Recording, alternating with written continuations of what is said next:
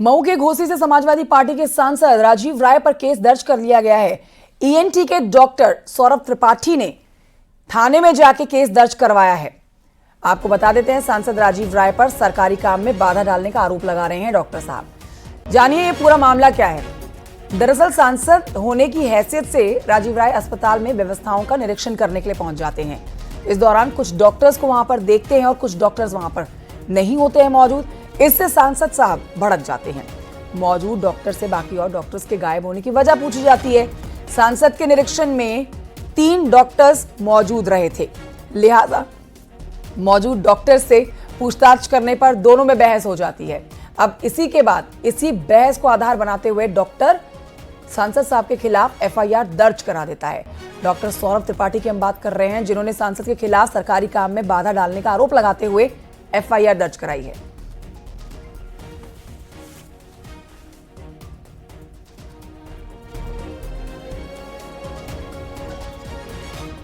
हम कोशिश कर रहे हैं कि समाजवादी पार्टी के सांसद राजीव राज से हम इसके ऊपर चर्चा करें, बातचीत करें, लेकिन उससे पहले आपको ये पूरी खबर बता रहे हैं, समझा रहे हैं कि राजीव राय यहां पर अपनी ड्यूटी पूरी करने के लिए, देखिए, निरीक्षण करने के लिए अस्पताल में पहुंचे थे।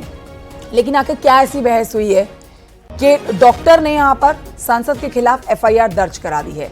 क्या बात सिर्फ इसी को लेकर बिगड़ी कि और डॉक्टर मौजूद नहीं थे, या फिर कुछ और वजह है? इसी पर ज्यादा जानकारी लेंगे हम राजीव राय से, जो कि समाजवादी पार्टी के सांसद हैं, हमारे साथ इस समय मौजूद हैं ये पूरा घटनाक्रम समझाने के लिए।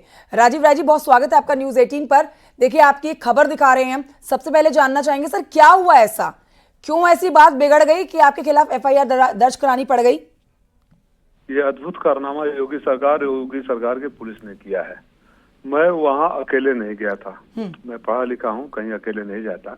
वहाँ के सबसे बड़े डॉक्टर, जिसको मुख्य चिकित्सा अधीक्षक कहते हैं, उनके साथ में लेकर गया। हम लोग राउंड पर गए, तमाम चैम्बरों में डॉक्टर गायब, दलाल मिले।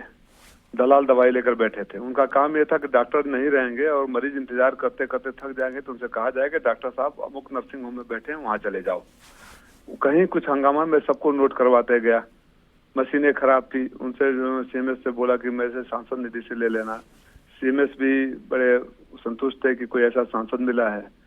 जब हम इस आखिरी चैम्बर में गए तो वहाँ बाहर महिलाएं, गरीब महिलाएं, पुरुष, जमीन पर, आपने वीडियो में देखा, एक जमीन पर लेटा हुआ है। तमाम लोग वहाँ बैठे हैं, चिल्ला रहे हैं। मैंने पूछा क्या हुआ, तो बोला सुबह से बैठे हैं, 11 बजे डॉक्टर साहब आए और डांट रहे हैं हमें।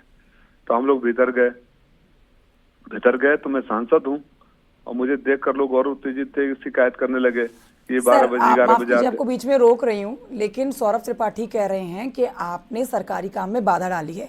एक चीज और कि वो आपका ऑडियो भी हमारे पास है, जिसमें आप डांट लगा रहे हैं, फटकार लगा रहे हैं डॉक्टर को, जब आपने कुछ डॉक्टर्स वहां पर गैर हाजिर देखे।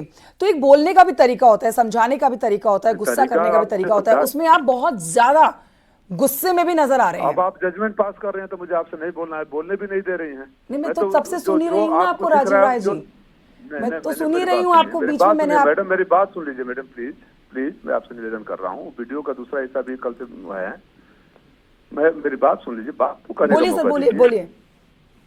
जब हम लोग गए तो मरीज नाराज हो रहे थे। आपने उस वीडियो में जो कल मैंने पोस्ट किया है, आप देखिएगा कि कोई कह रहा है कि 12 बजे आते हैं, 11 बजे आते हैं, 12:30 बजे चले जाते हैं, घर पे बुला रहे हैं। कोई कह रहा है कि हम सुबह से बैठे 11 बजे आ रहे हैं।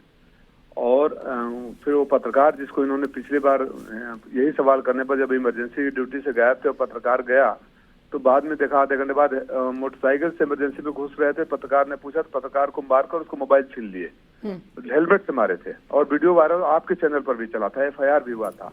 तो जब मुझे लगने लगा, ठीक है राजीव राय जी, अपनी बात रखने के लिए बहुत शुक्रिया आपका हमारे साथ जुड़ने के लिए।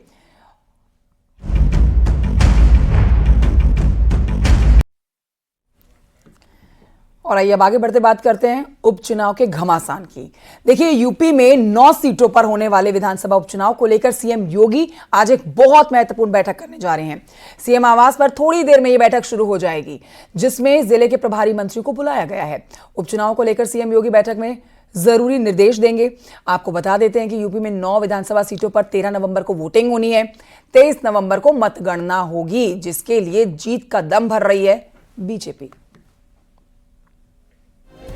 तो आज ये महत्वपूर्ण बैठक, लगातार बैठकों का दौर चल रहा है। इस बीच खबर यह भी आ रही है कि जल्द ही बीजेपी अपने कैंडिडेट्स के नामों की घोषणा कर देगी। हो सकता है कि आज की बैठक में उम्मीदवारों के नामों के ऊपर जो मंथन लगातार बीते कुछ दिनों से चल रहा था, जिसमें दिल्ली में जाके भी केंद्रीय गृह मंत्री अमित शाह और बीजेपी के राष्ट्रीय अध्यक्ष जेपी नड्डा के साथ भी बैठक की गई थी, आज फिर से उसी मुद्दे के ऊपर भी चर्चा की जाएगी और जल्द ही उम्मीदवारों के नाम भी सामने आ जाएंगे और रणनीति भी पता लग जाएगी बीजेपी की जीत की।